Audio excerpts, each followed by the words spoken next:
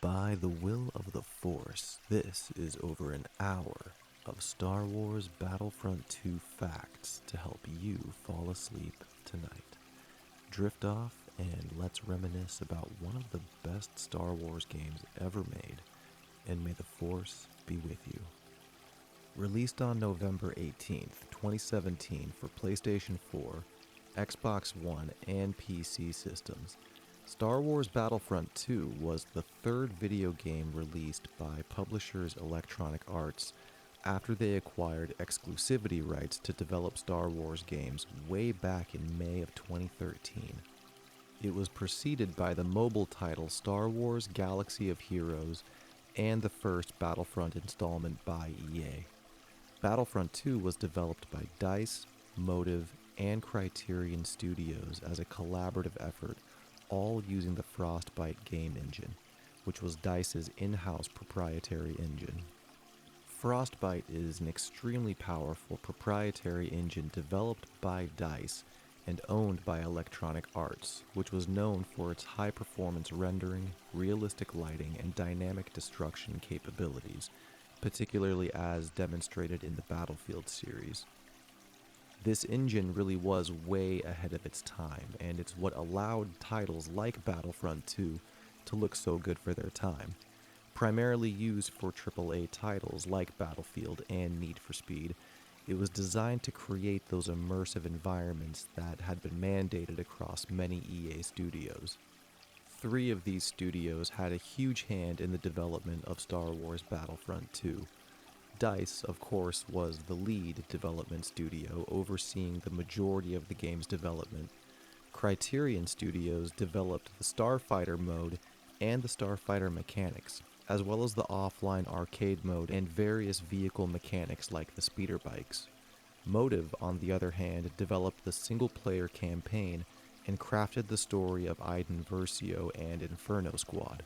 Having 3 different studios work on different aspects of the game allowed for a far more ambitious final product, especially when all 3 used the in-house engine, which allowed for a streamlined workflow between all 3. The ambitious development cycle of this game came as a result of both studio expectations and also fan feedback after the release of the first Battlefront, which came out in 2015. A lot of the feedback from that first title included criticisms regarding a lack of a single-player campaign, being locked to only one era of the Star Wars mythos, and just a general lack of content despite a year-long season pass. All of these complaints and criticisms were heard and remedied with the release of Battlefront 2, which came out with all 3 mainline eras of Star Wars, enough launch content to justify having all 3 eras, and the highly anticipated story mode. The story mode campaign in question was a historic feature in its own right. Following the story of Iden Versio and her elite Inferno Squad, the story follows an Imperial perspective, which was something fans had been wanting for a long time out of a Star Wars game. Past titles, like The Force Unleashed and its sequel, show that there is a hunger for this style of gameplay, so it was an exciting prospect to get to play as the villains in the Star Wars universe.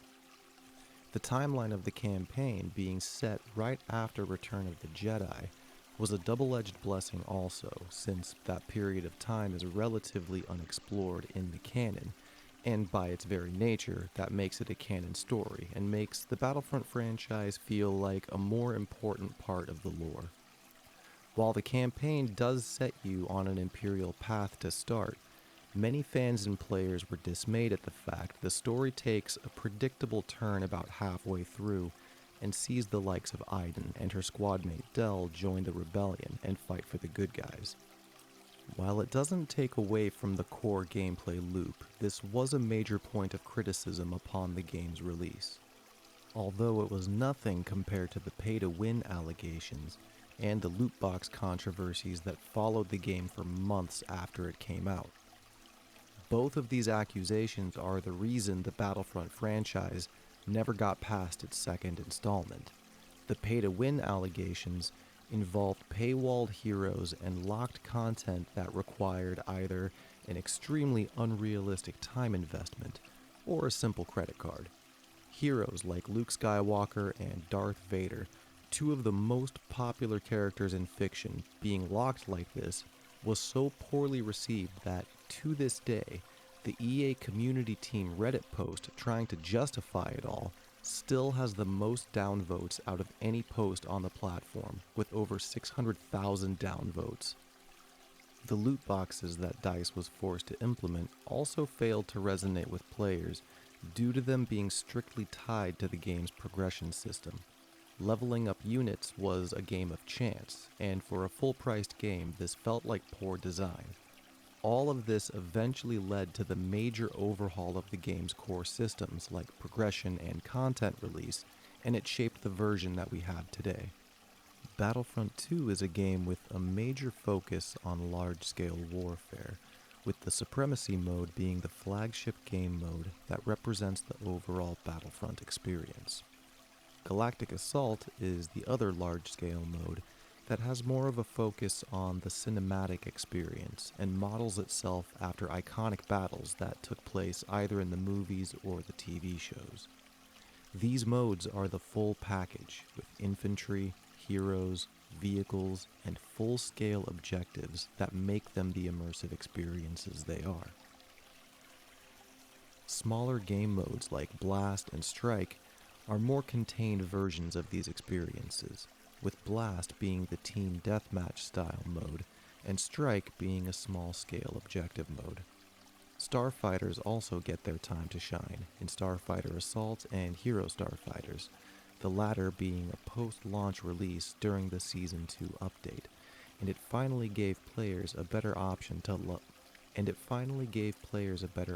level up their hero ships, which was a chore in Starfighter Assault.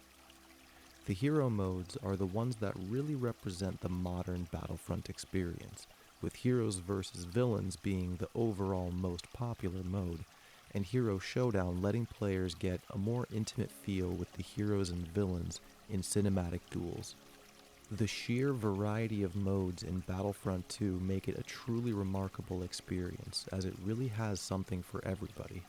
One of the core gameplay mechanics that makes Battlefront 2 so memorable is the battle point system that rewards players for their infantry gameplay. By playing well as a soldier, you can spend your earned points on more powerful units, such as vehicles, stronger reinforcements, or even heroes and villains. This puts a menacing presence on the board and lets players live out that power fantasy that they see in the movies. Vehicles are typically low-cost investments, with the exception of tank units. Speeders can provide fast coverage across the battlefield and can apply steady pressure onto heroes and other vehicles. Starfighters are a cheap option to dominate the ground with a bombardment of shots from above, although you're more likely to find yourself getting into dogfights with other fighters that are trying to counter you. Tanks are relatively expensive, ranging anywhere from 800 to 2,000 battle points in the case of the AT-ST Walker, but if you can pilot these units well, you can easily find yourself at the top of any scoreboard. The reinforcement units are other powerful options that can put a dent in the enemy numbers. Iconic units like the Clone Commandos, Droidicas, Super Battle Droids, and many others can provide heavy fire and plenty of HP to help push the enemy back, and they are only trumped by the incredibly overpowered hero units. Each hero costs a whopping 4,000 battle points, and they are well worth the cost. Hero and villain units have tremendous HP stats and very powerful weapons that can one-shot infantry units in a lot of cases, making them the most sought-after unit in the entire Battlepoint game. Battlefront 2 boasts a roster of 22 heroes and villains, and they all have a variety of skills and abilities inspired by their roles in the films. On the light side, we have Luke, Leia, Han Solo, Chewbacca, Lando, Rey, Finn, Yoda, Obi-Wan, Anakin, and BB-8, while the dark side gets Boba Fett, Bossk, Darth Vader, Darth Maul, the Emperor, Kylo Ren, Captain Phasma, General Grievous, Count Dooku, and BB9E.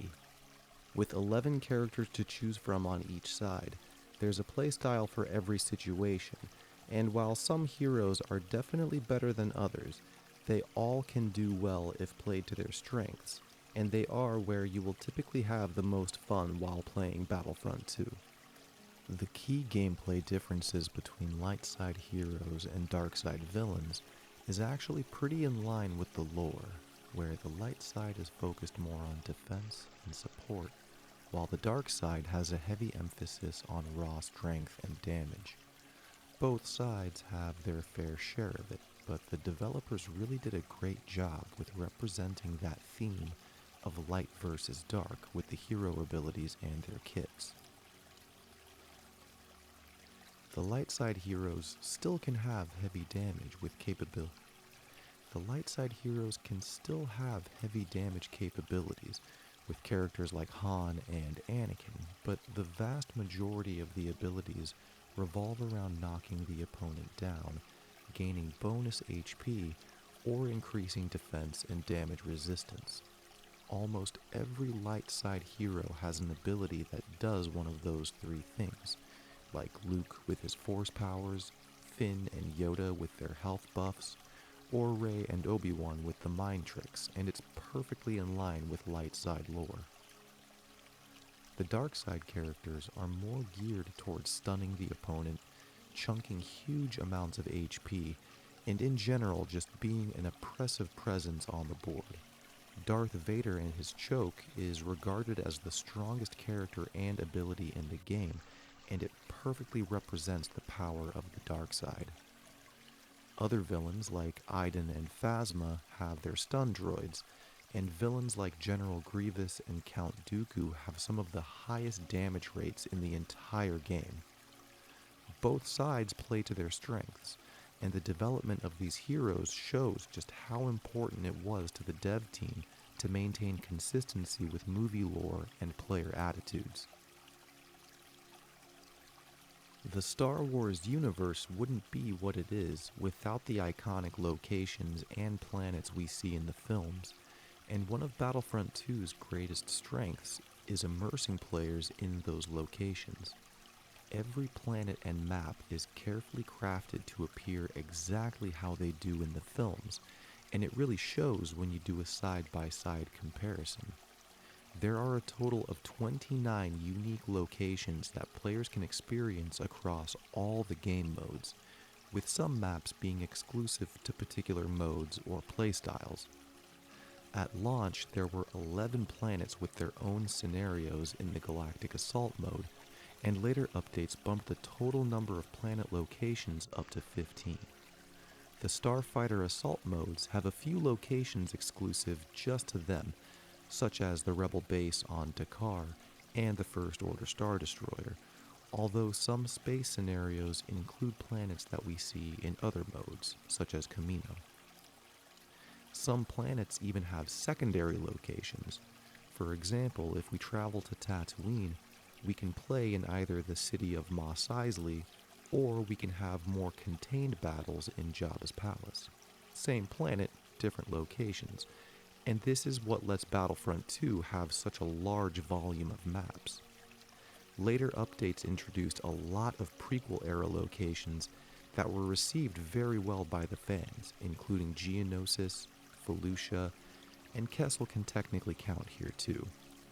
Agen Kloss, Crate, and Scarif were also added post-launch and became some of the most favored maps in the entire game, especially in the Supremacy mode, which overtook Galactic Assault as the flagship mode once all of these new maps started getting rolled out. Star Wars Battlefront 2 is a large-scale multiplayer shooter that emphasizes cinematic immersion and accessibility. The game features a class-based system, dividing players into 4 main roles: Assault, Heavy, Officer, and Specialist. Each class has unique weapons and abilities, encouraging varied playstyles and team coordination. A defining mechanic is the battle points system. Players earn points through combat and objectives using these 4 main roles, which can then be spent to play as powerful reinforcements, vehicles, or iconic heroes like Darth Vader or Luke Skywalker. Another core system of the game's design is the star card system, which significantly influences gameplay progression. Star cards function as modifiers that either enhance abilities, reduce cooldowns, or provide passive bonuses to whichever unit they're equipped to. Players equip these cards to customize their loadouts. At launch, star cards were tied to a progression system that relied heavily on loot boxes, and this were the chance-based mechanics we discussed before. The loot boxes granted random star cards or crafting materials. This meant that players who spent more money could potentially gain stronger abilities faster, creating a gameplay imbalance, and this is where the pay-to-win accusations came from. At the game's launch, Battlefront 2 became synonymous with these controversies due to the monetization system and the poor implementation of loot boxes tied to progression. Because the progression system was tied so closely to the loot boxes, players could either grind for extended periods or purchase crates using real money to gain the star cards and the upgrades, and this led to widespread criticisms that the game was pay to win. The controversy escalated rapidly. Public backlash extended beyond gaming communities into mainstream media, and the issue drew attention from regulators and governments, particularly regarding whether loot boxes constituted gambling. The game became a central example in discussions about consumer protection and monetization ethics. In response to the backlash, Electronic Arts disabled the microtransactions just before the game's full release. This was an unprecedented move for a major AAA title. However, the damage to the game's reputation had already been done, and it is the reason why we have not yet seen a Battlefront 3 from EA. Following launch, the developers implemented significant changes to the game's progression system. The star card system was redesigned so that upgrades were earned through just gameplay rather than random loot box mechanics. The microtransactions were later reintroduced, but limited strictly to cosmetic items. The microtransactions could no longer purchase heroes or other units, just skins. Over time, the game received extensive free updates, including new maps, characters, and modes tied to Star Wars films and series. This post-launch support gradually improved public perception to a great degree. What began as one of the most criticized games of 2017 evolved into a widely appreciated multiplayer experience. The transformation of Battlefront 2 in this way is often cited as a rare example of a successful recovery for a live service game that launched to poor reception. The impact of Star Wars Battlefront 2 on the video game industry as a whole was significant. The controversy seriously accelerated global discussions about loot boxes and microtransactions. Several countries began investigating or regulating loot box systems, considering whether they should be classified as gambling, particularly if there were children playing their games. Publishers across the industry took note of the backlash. Many shifted toward monetization models focused strictly on cosmetics rather than gameplay advantages, and this shift in the industry has Battlefront 2 to thank for it. The game also demonstrated the power of community feedback. Player response directly influenced design changes both within Electronic Arts and across the broader industry. In addition, the situation highlighted the risks associated with live service models, particularly when monetization systems conflict with player expectations of fairness. Star Wars Battlefront 2 remains a defining case study in modern video game development. It illustrates how technical excellence and strong core gameplay can be completely overshadowed by controversial monetization practices. At the same time, It demonstrates that sustained developer support and meaningful changes can rebuild trust over time. Today, the game is remembered both as a cautionary tale and as an example of how the industry can adapt under pressure. Its legacy continues to influence how games are designed, monetized, and received even today in the year 2026. It didn't start with Battlefront 2, of course. Its predecessor, Battlefront 2015 by EA, laid the blueprints for Battlefront 2's eventual success. While Battlefront 2015 opted for a more open and free-flow type of game structure, where you could custom create your classes, Battlefront 2 fell back on the classic design of a class-based multiplayer shooter, with 4 base classes to choose from: Assault, Heavy, Officer, and the Specialist. Each of these classes have a primary blaster, 3 active abilities, and modifiable traits through the aforementioned star card system. The Assault class is the standard frontline combat and mobility unit. It uses blaster rifles that have balanced rates of fire and damage that are usually more effective at short to mid range, although some later blasters you unlock do have long range potential.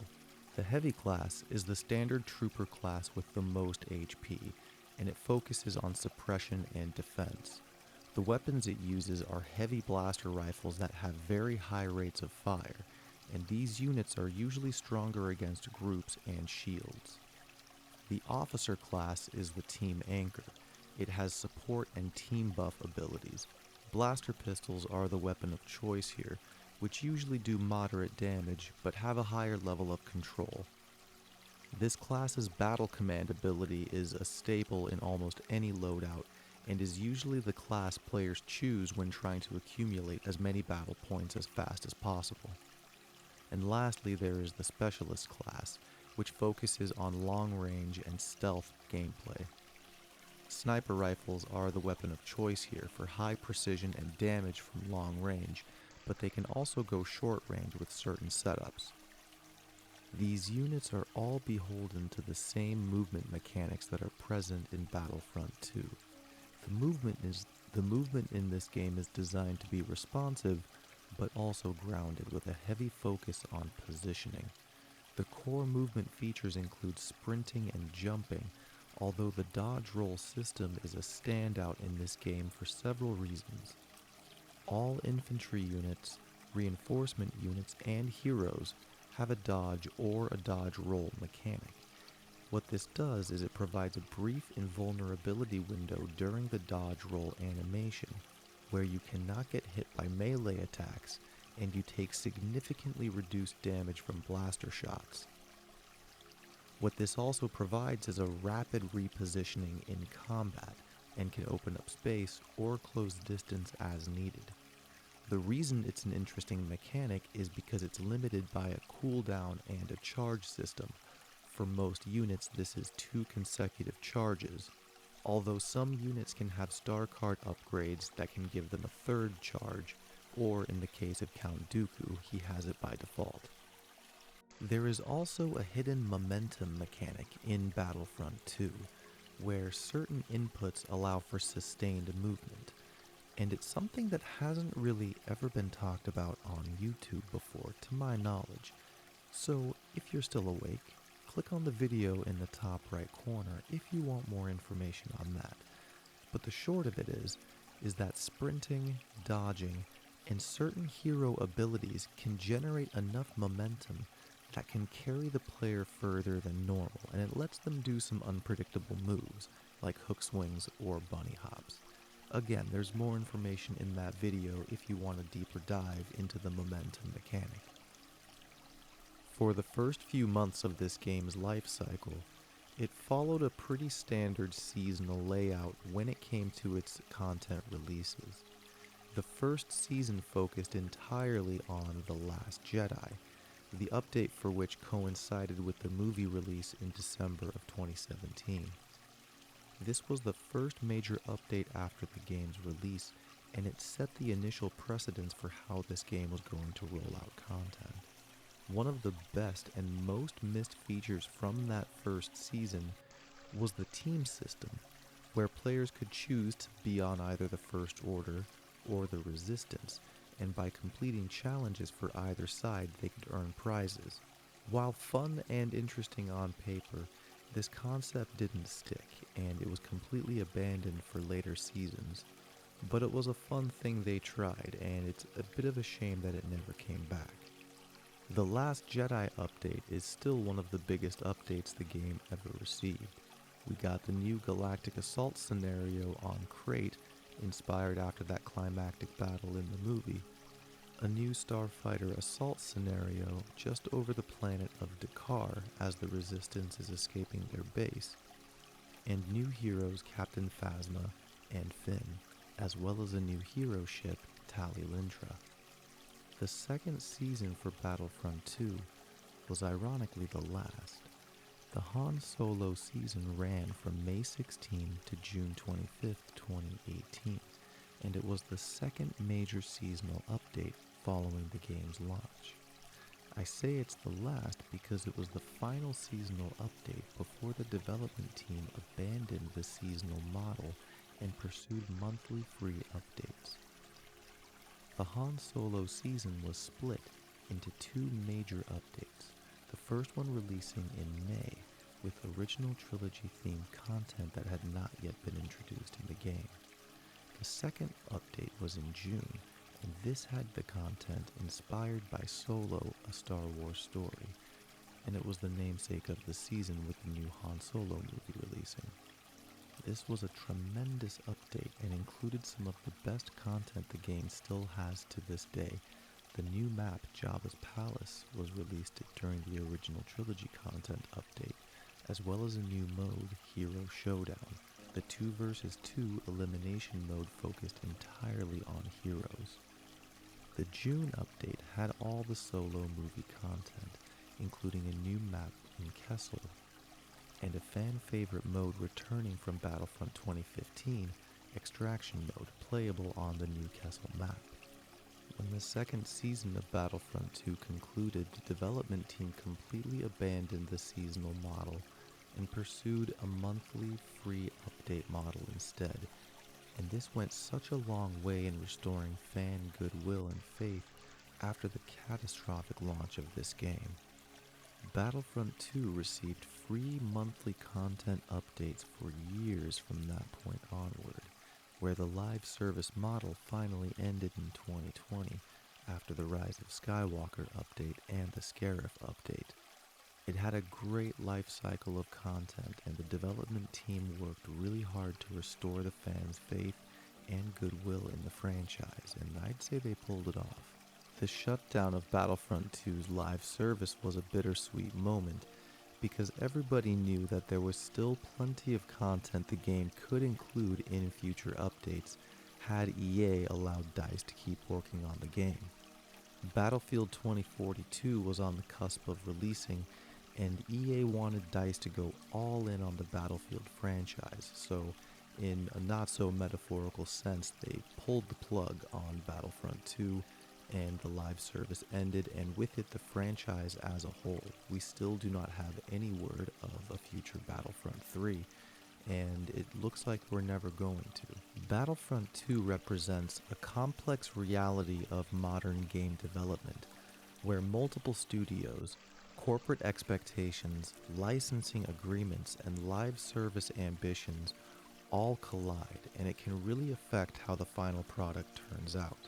With the multi-studio development structure that Battlefront 2 had, with EA DICE as lead developer, Motive and Criterion working underneath them, it worked out in the long run. The structure allowed for specialization, but it also introduced many coordination challenges. The developers had to share assets across all their teams, maintain consistent gameplay systems, and work within a unified technical framework, all using the Frostbite engine, which, as a proprietary engine, introduced challenges and roadblocks and a steep learning curve for developers who are not familiar with it. Frostbite, while visually powerful, was not originally designed for all gameplay types. Developers have noted in interviews that adapting it for new systems, like third-person shooting and space combat, required additional engineering effort. This increased the development complexity and limited the flexibility of this game's development by a lot. Then consider that the development cycle for Battlefront 2 was relatively short for a AAA title, approximately 2 years if you can believe it. This timeline was influenced by, of course, the success and criticism of the 2015 Battlefront reboot, which actually allowed the team to reuse a lot of the assets they originally programmed for that title. The timeline was also influenced by Disney Lucasfilm's need to align with ongoing Star Wars film releases. And this is why the first 2 seasons of this game were coinciding with the movie releases coming out at the time. Electronic Arts aimed to address the missing features that were not in Battlefront 2015, like the campaign. They also aimed to expand gameplay across all 3 Star Wars eras instead of locking it to just one, and they also wanted to launch before the 2017 holiday season for those big Christmas bucks.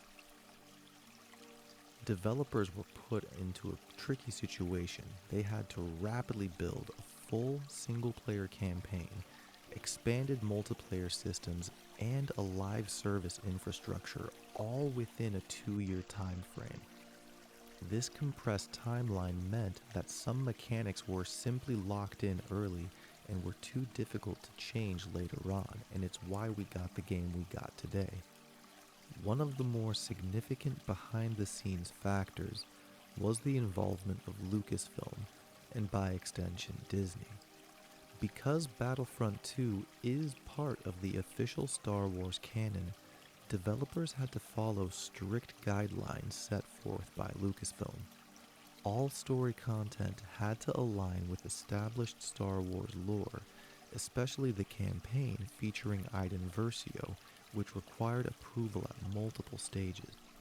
Narrative decisions were also influenced by upcoming films, including The Last Jedi, which did have a hand in the campaign structure. Visual and audio authenticity were also factors to consider. Character models, environments, and sound effects had to match the film references, and developers had to use film archives, on-set scans, and even original audio recordings to make sure they preserved that level of authenticity. Many design elements of this game required review and approval from Lucasfilm, which added significant time to development cycles, and it limited the ability to experiment freely. The meme in the community, of course, was Pink Darth Vader. Why do we not have Pink Darth Vader? It was because of the approval processes. The impact on gameplay was also significant. Certain creative decisions were constrained. Character abilities had to reflect canon, and weapon behavior had to feel authentic rather than purely balanced. This created a lot of tension between gameplay design needs and franchise authenticity requirements, and this is just the nature of big-budget, high-profile games and franchises like Star Wars. One of the most controversial aspects of the development was the integration of monetization systems. The loot box system was not a last-minute addition. It was literally built into the progression system early in development. The design intentions behind it were to create a long-term progression loop while encouraging player engagement over time, all in support of a live service model without the need for a paid DLC. In the end, this system simply did not work, and the implementation of it created a perception of unfairness within the player base. The backlash to Battlefront 2 and the progression system was amplified by social media. A post by Electronic Arts on Reddit attempted to justify the progression system they implemented at launch by stating it was designed to provide players with a quote-unquote sense of pride and accomplishment. Longtime fans of this game will remember that quote. The response became one of the most downvoted comments in Reddit history. This moment became symbolic of the disconnect between publishers and players, and the growing frustration with certain monetization practices. The developers also use platforms like Twitter, Reddit, and the official forums to provide updates, respond to player criticism, and to clarify design decisions. However, the communication was often reactive rather than proactive, and, of course, limited by corporate messaging guidelines. They did the best they could, though, and the community managers were the anchors within the community. The story of Battlefront 2 is not just about a controversial launch. It's also about how modern games are made, through collaboration, compromise, and constant negotiation between creativity, business, and player expectations. Understanding what happens behind the scenes like this helps to explain not only this game, but the direction of the entire video game industry as a whole, and we can understand why certain decisions get made. And now for some rapid-fire bullet point facts summarizing the vast majority of what we've talked about so far. If you are still awake at this point in the video, and you're enjoying the commentary, I would deeply appreciate a thumbs up, as it helps other potential sleepers find this video as well. Going right down the list, Star Wars Battlefront 2 was released in 2017. It's a multiplayer-focused shooter developed primarily by EA DICE, using the Frostbite engine for highly realistic visuals and sound design. The game supports both a first-person and a third-person perspective, allowing players to switch between them during infantry gameplay. Multiplayer matches often feature up to 40 players, creating large-scale battlefield experiences, although smaller modes do have more contained battles. The game spans all three eras of Star Wars: prequel, originals, and sequels. Players can earn battle points during matches by completing objectives, defeating enemies, and assisting teammates, with bonuses given for doing all of those in combination. Battle points are used to spawn as reinforcements, vehicles, or even heroes during gameplay. The game includes AI-controlled units in some modes to increase battlefield scale and immersion. The core gameplay loop revolves around objective-based combat rather than simple elimination, although the team deathmatch mode Blast is a thing and is very fun. Time to kill varies depending on weapon type, range, and player accuracy, and it also comes down to the class the player is using. The game emphasizes cinematic presentation, including dynamic music and sound effects from the films. And speaking of the classes, we went over them before, but just as a quick recap, the Assault class is designed for frontline combat and uses versatile blaster rifles. The Heavy class specializes in suppressive fire with high rate of fire weapons. The Officer class focuses on support abilities that buff teammates or they can deploy turrets, and the Specialist class functions as a sniper and reconnaissance unit. Each of these four classes has 3 active abilities that define its tactical role. The Assault's thermal detonator can clear out groups of enemies in tight spaces, and its blast radius can be upgraded with star cards. The Scan Dart reveals enemy positions within a radius of the minimap and is really good for using stealth tactics. It can also help your specialists in tight spots. And its staple Vanguard ability gives the Assault a massive speed boost to zip across the battlefield and pick off enemies. The Heavy class's Sentry mode transforms the primary weapon into a powerful rotary cannon with the added buff of passive health regeneration upon activation. The Heavy's Combat Shield allows players to fire while blocking incoming damage, and, like everything else, can be upgraded to absorb more damage with star cards. The Heavy's Impact Grenade detonates on contact, making it effective in close quarters, and is the other side of the Assault's thermal detonator coin. The officer's battle command boosts nearby allies' health and survivability and provides it a big boost in battle points. The officer's turret can provide an automated defense and area control, and it can be detonated at will by pressing the ability button again. The officer's flash grenade temporarily blinds enemies, disrupting their vision and making it harder for them to deal damage.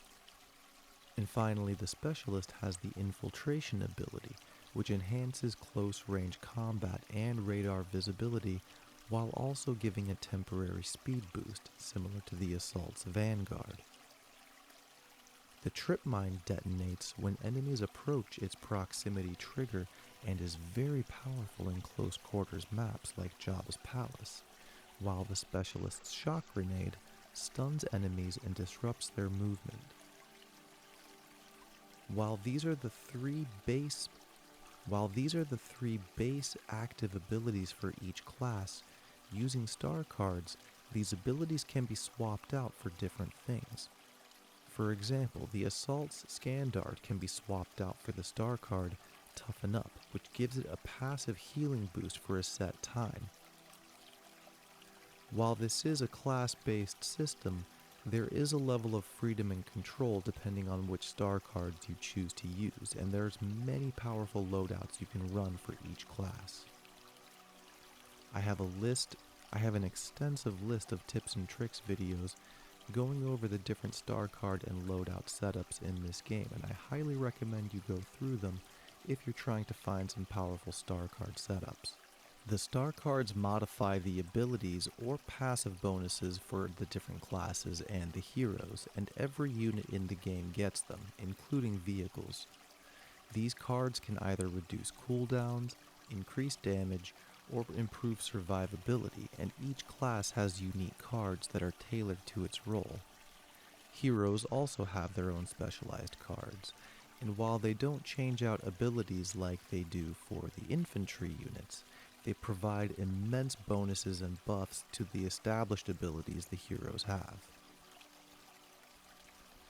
At launch, these star cards were acquired through the loot boxes, and they were directly tied to the progression system. The star cards come in different levels, from 1 to 4, and the way the progression system worked in the past was if you pulled a level 4 star card out of a loot box, you would instantly gain 4 levels for whichever unit that star card is for. Let's say you pulled a star card for Luke Skywalker and it was level 3. Well, now you just gained 3 levels on Luke Skywalker. You can probably see where a lot of the problems came up with a system like this, especially when the loot boxes were incentivized to be purchased with real money.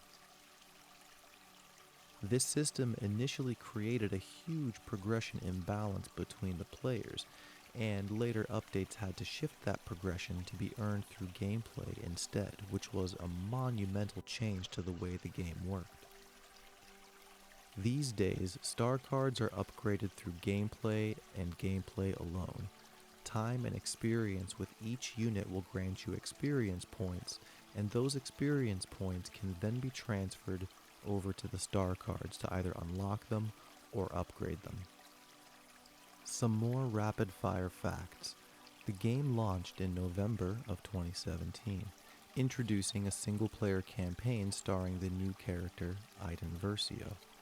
The campaign bridges the events between the original and the sequel trilogies, making it a directly canon addition to the Star Wars timeline. The game was designed as a live service platform, with later free updates adding new heroes and maps post-launch. The loot box controversy became a major industry issue, and microtransactions were temporarily removed before the launch of the game. The game then received years of post-launch support with free updates every single month. AI bots were later expanded into co-op modes to give players a better chance to level up units. Co-op allows players to fight alongside teammates to battle against hordes of AI enemies, and is a great way to pass the time. Instant action mode provides offline large-scale battles, similar to the supremacy mode, but the nice thing about instant action is that it can always be around long after the servers for this game are shut down. Online multiplayer only works as long as the developers have active servers. If those servers go down, we can't play multiplayer anymore.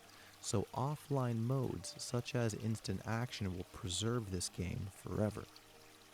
The Supremacy mode is the flagship mode of Star Wars Battlefront 2, and it offers non-linear objective gameplay, capturing command posts across a wide battlefield and trying to pick off reinforcements. The gunplay in Star Wars Battlefront 2, and of course its predecessor Battlefront 2015, is very unique when compared to other first and third person shooter titles. The reason for this is because in the Star Wars lore, the blasters utilize projectile-based weapons. The blasters are projectile-based weapons, firing bolts that have a travel time significantly slower than real-world bullets. If you play shooter titles such as Battlefield or Call of Duty, you might be more accustomed to a faster travel time for your projectile to hit the enemy. In other cases, you might be playing hit-scan style games where as soon as you click, you deal the damage that your shot does. But in Battlefront 2, you seriously have to account for travel time for your projectile.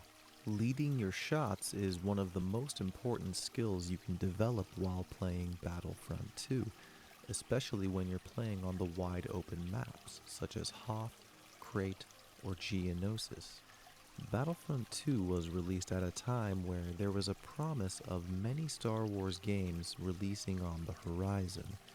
It was in the midst of EA's acquisition of the exclusivity rights to develop Star Wars games way back in 2013. For 10 years, EA had a stranglehold on the ability to create Star Wars games, allowing no other developer or publisher to get their hands on the rights while they maintained them. It might sound bad, but at the time it was pretty exciting. This allowed for consistency between all the titles, since every studio working on these games was technically under EA's umbrella. You could feel that consistency across the titles, and it bled over into later titles that came out such as Jedi Fallen Order, Jedi Survivor, and Star Wars Squadrons, that latter of which actually reused a lot of assets that were used in Star Wars Battlefront 2015 and Star Wars Battlefront 2. Star Wars Squadrons was developed by Motive Studios, which is the same studio that developed the single-player campaign in Battlefront 2, so it makes sense why a lot of those assets went reused. Considering how janky the starfighter mechanics are in Star Wars Battlefront 2, Star Wars Squadrons can almost be seen as a complementary title to this one.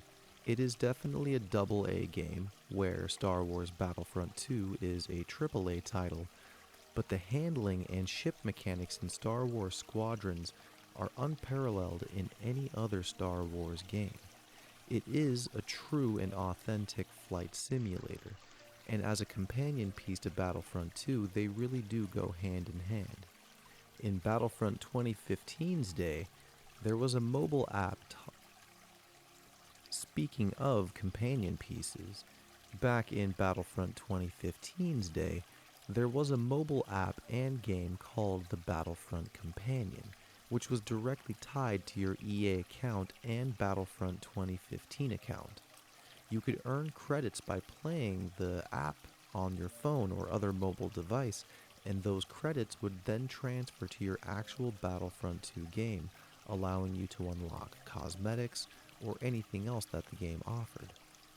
It was a base defense style of game, very simplistic gameplay, but it was still very cool to have a mobile companion piece to the AAA experience. While the game is fast approaching its 10-year anniversary, Battlefront 2 still stands as one of the more relevant mainstream Star Wars video game titles that exists out there today. The graphical fidelity was way ahead of its time, and it is still impressive, especially on more advanced systems. The fact people are so interested in this game still, even today in 2026, that they are willing to listen to an hour-long video on facts on this game to help them fall asleep is truly a testament to how much of an impact this game had on its fan base.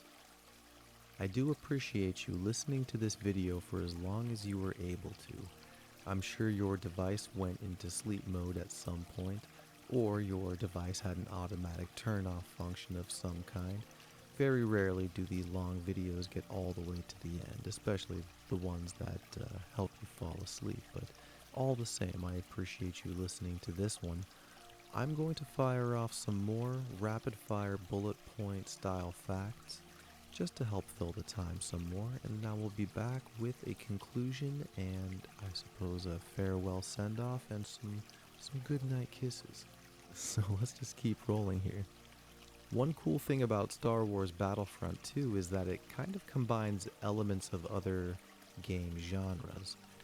In the heroes versus villains mode, for example, it's almost a competitive hero shooter in the same vein as Marvel Rivals or Apex Legends or other games in that style. The heroes all have their own abilities. They roughly fall into the same style of classes that the heroes in those hero shooters fall into, namely DPS, tanks, and supports or healers. And I actually have a video deep diving into every single hero and villain in Battlefront 2 and assigning them those roles. If you're interested in that video, I have it linked in the top right corner, or you can click on the link in the description. I'll have it linked there as well. But the hero shooter element in Heroes vs. Villains isn't the only similarity to other genres. The way the heroes have the stamina bar when it comes to lightsaber combat is very reminiscent of Souls-like titles. Dark Souls, Lies of P, Bloodborne, Elden Ring. Those games have a heavy emphasis on stamina management and usage, and even to a certain extent, the dodge roll in this game is similar to the dodging mechanic in those Souls-like games as well. You do have invincibility frames during the dodge roll in Battlefront 2, and that is the entire point of using those dodges in games like Elden Ring and Dark Souls and Bloodborne, is those iframes and taking advantage of them to avoid damage. Those aren't the only two similarities, of course, but it's interesting how you can take certain aspects from different genres, mash them together inside a Star Wars skin, and somehow come up with what I would call lightning in a bottle. I think they did a really good job, all things considered. Map knowledge is absolutely crucial for success in Star Wars Battlefront 2, and of course that's one of those things that just comes with time played. If you play on a map for the first time and you're unaware of where the spawn points are, you're unaware of where the enemy is coming from, you're probably going to have a bad time. But when you actually acquire that knowledge, you can predict and play several steps ahead, and it does help your overall success rate. Player positioning definitely determines survival rates, and with map knowledge, you can know exactly where to position yourself and where not to position yourself, more importantly. All I know is I am positioning myself towards the end of this video. We made it to an hour long of Star Wars Battlefront 2 facts to help you fall asleep. It's my first time making a video in this style, so to be honest with you, I'm not really sure how to end it.